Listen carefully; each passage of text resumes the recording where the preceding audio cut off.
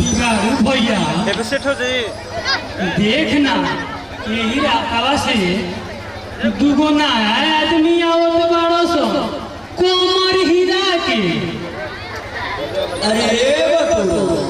के हमारा तो लोग ते नहीं खसो। अरे भाई अंदर हो का रे खुदे हमारा उड़िया के सामने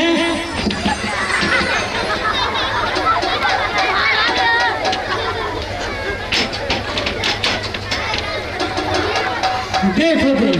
लोग कोमर हीरा के। अरे हो रे मर्दा तू तो ठीक है कहला तो हाथ लागत है कि कबूतर में आके तो निकी को गई थे लागत कि तू अगले जन्म में कबूतर का करो टाइम फसा के। ई तो बात तो ठीक है कहत रे बिगाड़ू भैया बाकी हमारा देखे से ऐसा लागता कि ते पिछला जन्म में गधा रही ना रे यही से ते हर काम में पीछा ही रहे कोमर हीरा के। बटोरो बिगाड़ू भैया देखना यो दुनिया तो भिरी आवला सो अभी बोल का करी कोमर हीरा के। बटोरो हम अलगे गई थी गांजा मलते टाइम फसा आ तू तो नहीं ओ ओनी से पता कर कि जान हमारे सो हमारा तो लगा था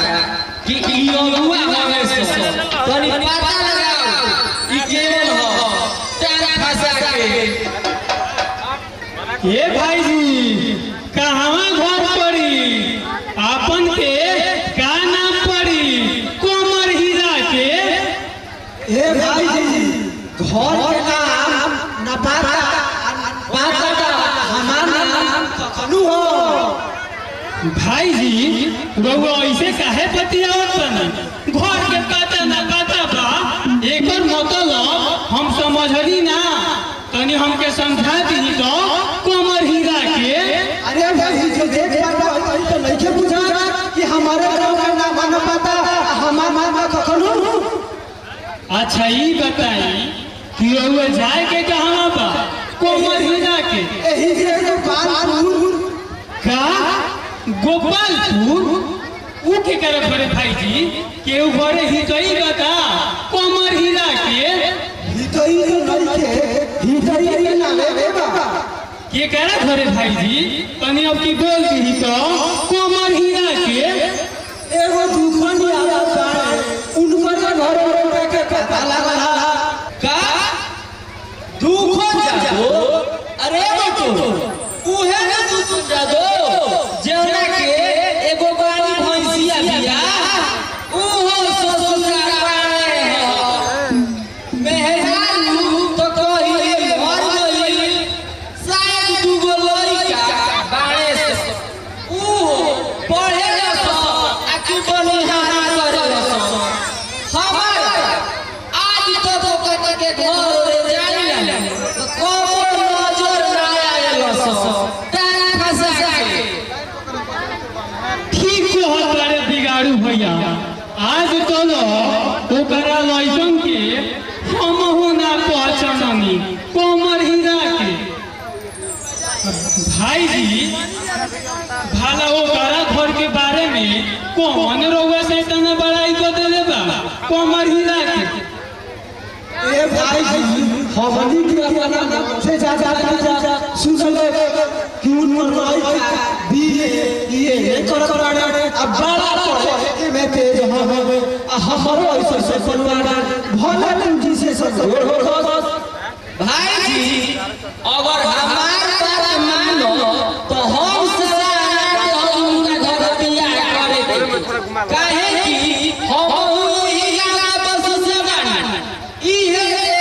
देखो हमार कपार के बाल पाक गई का बतोरो हम तो गधी बात नहीं कान फसा से ना भाई जी हमार बिगाड़ी भैया एकदम सही कहत बाड़न। भाई जी एगो बात कान खोल के सुन ली हमारा बिगाड़ू भैया के बात जे ना मानेला ओकर बनलो काम बिगड़ जाला कोमर हीरा की ठीक बा हम सब रउआ ससुर आप काम देखे जा अब हम घर अरे बटोर ई ससुर तो इतना चालाक बा कि हमनी एकरा के कोनो दाल बटोर भाई दे तू जल्दी गुल धराओ गाजा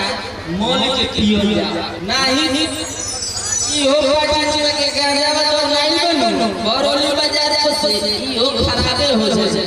चलो गुल धराओ तो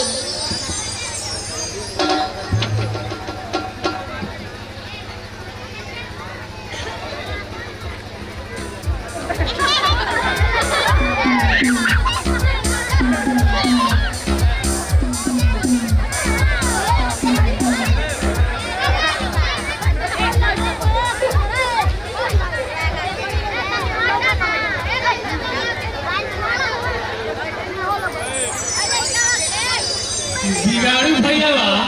ई लेगू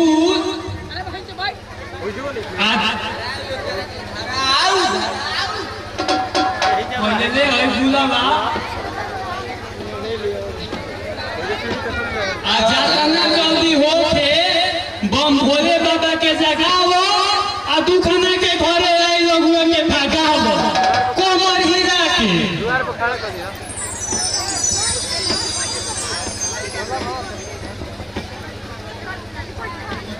जय शिवरानी अगर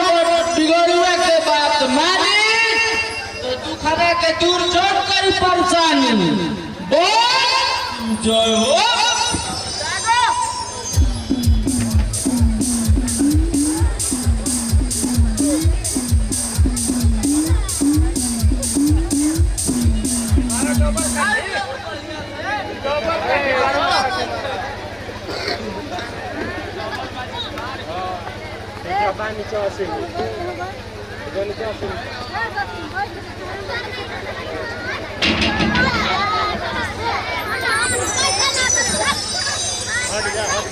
ठीक होते बिगाड़ू भैया आज तो लोग ससुरा दुखाना अपना बियाह में हमनी के नाम पूछले रहे रात भर मच्छर कटले रहसन आ ऊपर से